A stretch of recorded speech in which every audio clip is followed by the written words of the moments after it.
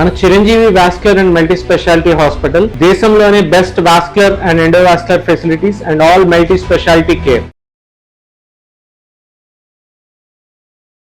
Suman TV ప్రేక్షకులకు నమస్కారం. ప్రస్తుతం మనతో పాటు ఉన్నారు ఐకాన్ ఆస్ట్రాలజర్ గట్టుపల్లి సురేష్ బాబు గారు. మరి ద్వాదశ రాశుల వారి రాశి ఫలాలు జూలై మాసంలో ఎలా ఉండబోతున్నాయి, పాటించాల్సిన పరిహారాలు ఏంటి, గురువు గారి మాటల్లో ఇప్పుడు తెలుసుకుందాం. గురువు గారు నమస్కారం. గురుగారు జై శ్రీమన్నారాయణ. గురువు గారు, మరి ద్వాదశ రాశుల వారి రాశి ఫలాలు జూలై మాసంలో ఎలా ఉండబోతున్నాయి, గ్రహాలు ఏ విధంగా సంచారం చేయబోతున్నాయి, ఏ రాశి వారికి ఏ విధంగా ఉండబోతున్నాయి, ఈ రాశులు ఓ సూపర్ హిట్ అని కొన్ని అలా పడేయడం ఏమైనా, ఎవరికి శుభంగా, ఎవరికి ప్రతికూలంగా, ఎవరికి అనుకూలంగా, ఏంటి జూలై మాసం అంతా కూడా? ఒకటండి, మనకి ప్రతి సంవత్సరం కాదు, ప్రతి మాసంలో కాదు, ప్రతిరోజు కూడా ఏదో ఒక గ్రహం అనేది ఎక్కువ దగ్గర మారుతూ ఉంటుంది. అలానే ఈ మాసంలో ఏంటంటే జూన్ మాసం నుంచి మొదలు పెట్టుకున్న తర్వాత ఇప్పటి వరకు జూలై మాసం వరకు కూడా 4 గ్రహాలు ఏకదాటిగా మారిపోవడం, 4 గ్రహాలు ఒకే దారి రావటం. శుక్ర గ్రహం కావచ్చు, కేతు గ్రహం కావచ్చు, బుధుడు కావచ్చు, అలానే గురువు కావచ్చు, వీళ్ళందరూ కూడా ఒకటే దారి. రవి భగవానుడు కూడా ఇక్కడే ఉన్నాడు, మొత్తం ఒకే దారిలో ఉన్నారన్నమాట. ఈ దారిలో ఉండగా గ్రహాల యొక్క స్థితిగతులు అనేది రాసుల్లో నైట్ నైట్ కోటీశ్వరులు అయ్యేలా ఉన్నారు, నైట్ నైట్ పేకాట్లో ఓడిపోయేసి మళ్ళీ పోగొట్టుకున్న వాళ్ళు ఉన్నారు, దుబాయ్ టికెట్ లాగా మళ్ళీ నైట్ నైట్ తెల్లారేపటికల్లా నెంబర్ వచ్చేసి కోట్లు కలిసే వాళ్ళు ఉన్నారు. అలానే ఈ గ్రహాలు స్థితిగతులు మారినప్పుడు ఒక్కొక్క రాశి పైన ఇంపాక్ట్ పడుతూ ఉంటుంది అనమాట.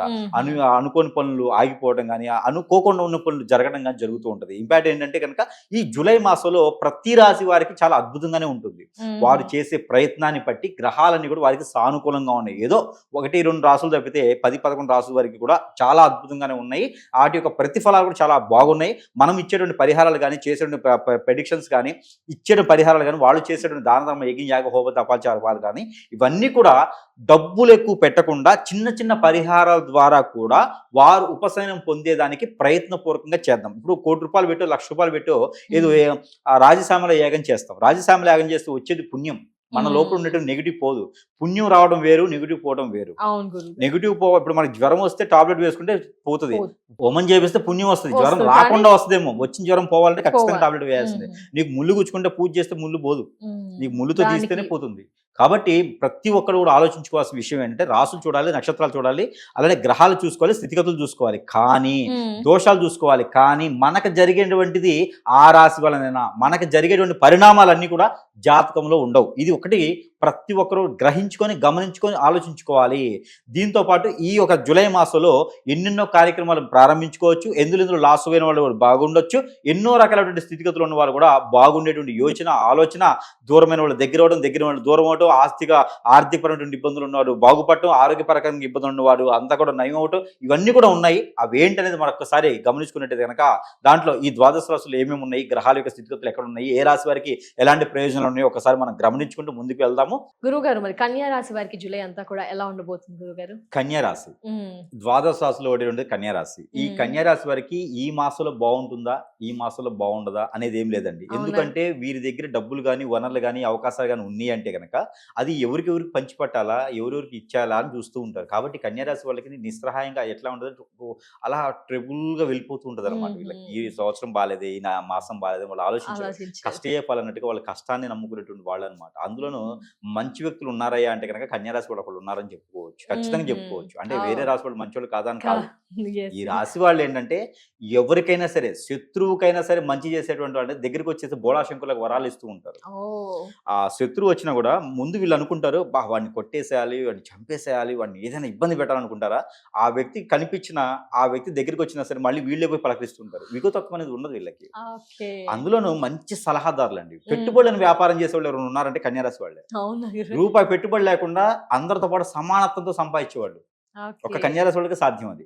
అందులోనూ కన్యా రాశి వాళ్ళకి ఎట్లా ఉంటుందంటే కనుక వారి యొక్క అట్రాక్ట్ చేసే గుణం కావచ్చు, తత్వం కావచ్చు, ఎదుటి వాళ్ళని లాగునే ఆలోచన కావచ్చు, ఇవన్నీ కూడా ఎదుటి వాళ్ళకి అనిపిస్తుంది వీళ్ళు మోసగాళ్ళు, ఇబ్బంది పెడతారు, అది అనిపిస్తుంది. కానీ కాదు, చాలా మంచి వ్యక్తులు. కన్యా రాశి వాళ్ళు మన పక్కన ఉన్నారు అంటే వాళ్ళు తప్పితే అందరూ బాగుంటారు.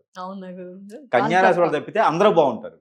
అందరి కోసమే చేస్తారు. వాళ్ళు అందరికీ ఒకే స్థాయిలో తీసుకెళ్లాలని ఆలోచిస్తారు. స్టీమర్ లా కాదు, వాళ్ళు బస్ లాగా, ట్రైన్ లాగా ఒకే టైంలో పట్టాలు ఉంటాయి. పట్టాల పైన ట్రైన్ వెళ్తుందంటే ఎన్ని బోగిలు వేసినా కూడా వెళ్తూనే ఉంటుంది. అది ఏదైనా ప్రమాద శాస్త్ర బోగిలను తప్పితే ఆ బోగిలు వెంటనే వెళ్తూనే ఉంటాయా లేదా? అదే విధంగా వీరి పక్కన ఎంత మంది ఉన్నా కూడా వెనక బోగి ముందు బోగి అని ఉండదు. అందరినీ సమానత్వంతో తీసుకెళ్లే తత్వం ఉంటుంది. చీమల దండు అంటారు. చీమలు ఎలాగని రాశి వారు ఎవరైనా పెళ్లి చేసుకోవచ్చా గురువు గారు? ఏ రాశి వరకైనా సెట్ అయిపోతుందా? కన్యా రాశి వాళ్ళకి అదృష్టం ఉంటే తెలుసా అండి, ఏ రాశి వాళ్ళైనా ఒకవేళ అదృష్టం ఎట్లా ఉంటుందంటే ఆ రాశి వాళ్ళని మాత్రమే చేసుకోవచ్చు ఒక్కొక్క రాశిలో. అలానే కన్యా రాశి అలా కాదండి, ఏ రాశి వాళ్ళైనా పెళ్లి చేసుకోవచ్చు. కన్యా రాశి వాళ్ళకి అదృష్టం ఏంటంటే ఏ రాశి వాళ్ళైనా పెళ్లి చేసుకోవచ్చు. కానీ ఇంకొక అదృష్టం ఏంటంటే కన్యా రాశి వాళ్ళకి త్వరగా పెళ్లి అవ్వాలి, లేకపోతే కనుక అవ్వదు. అవునా గురు? ఎన్ని రకాలు చూసినా కూడా అవ్వదు. సార్ చెప్పేసారు ఎవరైనా పెళ్లి కాని వాళ్ళు ఉంటే. మరి ఈ మంత్ బానే ఉందంటారా? బాగుందండి. గురుబల వాడు 11వ స్థానం. ఇంకో విషయం అండి, అన్ని రాసుల వారికి 11వ స్థానంలో ఉండేటువంటి గురు భగవానుడు కాదు, 11వ స్థానం ఏ రాశి ఉన్నా లాభస్థానం అంటారు. 11వ స్థానం లాభస్థానం. లాభస్థానంలో ఉండేటువంటి గ్రహాన్ని బట్టి ప్రెడిక్షన్ ఉంటుంది. కానీ కన్యా రాశి వారికి గురుబలం ఉంది అనుకుంటారు అందరూ.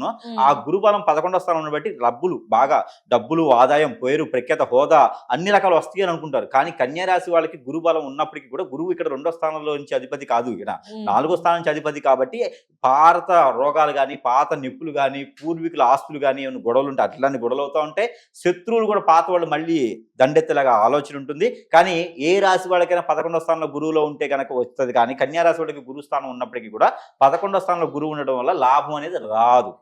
కాబట్టి ఎవరు కూడా దాని గురించి ఎక్కువగా ఎట్లా పెట్టాలి, డబ్బులు ఎక్కడ పెట్టాలి ఆలోచించకండి. కానీ ఒకటి, వారికి పేరు ప్రఖ్యాతి అయితే ఖచ్చితంగా వస్తుంది. దానివల్ల వాళ్ళకి సంపద లేకపోయినా మంచి హోదా, పేరు, ఏ రాజకీయ రంగంలోనైనా, ఏ పారిశ్రామికవేత్తలైనా, ఏ రంగాలకి అడుగు తీసుకున్నా కూడా వారందరూ కూడా అందులో రాణిస్తారు, పేరు పొందుతారు. మరలా కూడా పునర్జన్మ ఉంటుంది వీరికని, మరలా కూడా ఆ రిటర్న్ వీక్ అనమాట, మళ్ళీ సంపాదించుకునే దానికి అవకాశాలు వస్తాయి వారికి.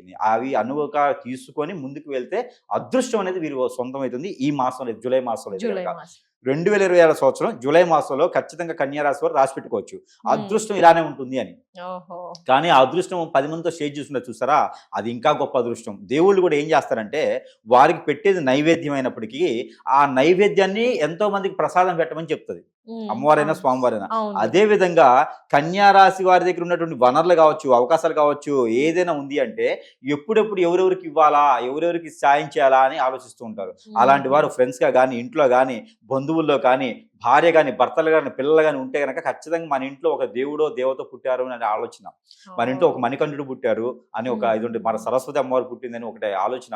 కన్యా రాశి వాళ్ళని నేర్పిస్తే ఆ పాపం అనేది తరతరాలు ఉంటుందండి. ఆడపిల్లలు నేర్పించినా కన్యా రాశి వాళ్ళు నేర్పించిన రెండు ఒకటే, ఈక్వల్. ఎందుకంటే ఆ భూదేవి కూడా భరాయించలేదు అనమాట. కన్యా రాశి వాళ్ళు ఏదైనా అనండి, ఖచ్చితంగా వాళ్ళు ఏమనకపోయినా నవ్వుతూ పక్కకి వెళ్ళినా కూడా ఆ పాపం మనకు ఖచ్చితంగా ఏదో రూపం తగులుతూ ఉంటుంది. కన్యా రాశి నుంచి బయటకు వెళ్ళేటప్పుడు బోనీ చేయించుకున్నా, చేతి నుంచి డబ్బులు తీసుకున్నా, ఒక గ్లాసు వాటర్ తాగినా చాలా అద్భుతం అండి.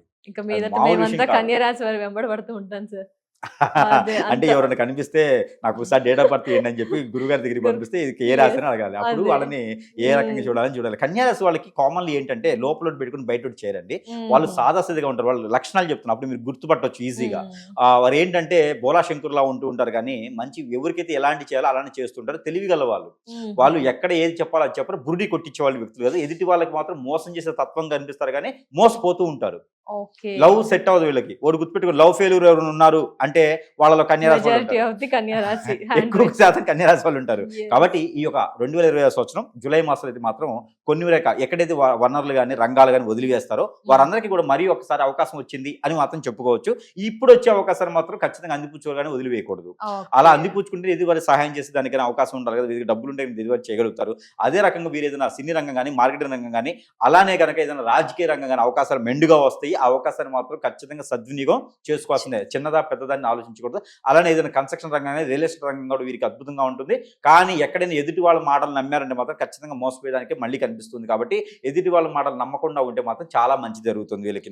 అలానే వీరికి ఆరోగ్య సమస్య అయితే మాత్రం కొంచెం వీరికి బ్లడ్ రిలేటెడ్ సమస్యలు, స్కిన్ కి సంబంధించినటువంటి సమస్యలు అయితే వచ్చేలా కనిపిస్తూ ఉన్నాయి. ఏదైనా ఇన్ఫెక్షన్ కూడా, అంటే చిన్నపాటి ఇన్ఫెక్షన్ కూడా వీరికి వచ్చేలా కనిపిస్తుంది. ఎందుకంటే కేతువు 2వ స్థానంలో, కేతు 12వ స్థానంలో ఉన్నాడు. కాబట్టి వీరికి ఏదైనా బ్లడ్ కి సంబంధించిన సమస్యలు వచ్చేలా కనిపిస్తుంది. బ్లడ్ అంటే శుక్రుడు కూడా అక్కడే ఉన్నాడు కాబట్టి కొంచెం వేడి శరీరంగా ఉంటుంది. కాబట్టి వీరు ఏం చేయాలంటే ప్రతి 3 రోజులకు 4 రోజుసారి కొబ్బరి బండి నీళ్ళు తాగడమా, బార్లీ జావ తాగడమా, లేకపోతే సాబ్దాన పెట్టినటువంటి జావ తాగడమా తీసుకుంటూ ఉంటే కనుక వీరికి కొంచెం ఇబ్బంది లేకుండా ఉంటుంది. అలానే రాగి జావ కానీ తీసుకుంటే కూడా వీరికి చాలా అద్భుతంగా ఉంటుంది. ఇలాంటి సమస్యలు కొంచెం దూరంగా చేసుకునేటువంటి ఆలోచన ఉంటుంది. వీరికి వచ్చేటువంటి నరదిష్టి, నరఘోష, వీరిపైన ఇంకోటండి శత్రువులు కూడా చాలా మంది ఉంటారు. కనపడినట్టు శత్రువులు చుట్టూతూనే ఉంటారు. కన్యా రాశి అంటే కనపడిన శత్రువులే, బంధువులున్న, మిత్రులున్న, వీరికి కొత్తగా వచ్చేటువంటి శత్రువులు అవసరం ఇంట్లో వాళ్ళే శత్రువులు, ఇంట్లో వాళ్ళ తల్లిదండ్రులు కాదండి.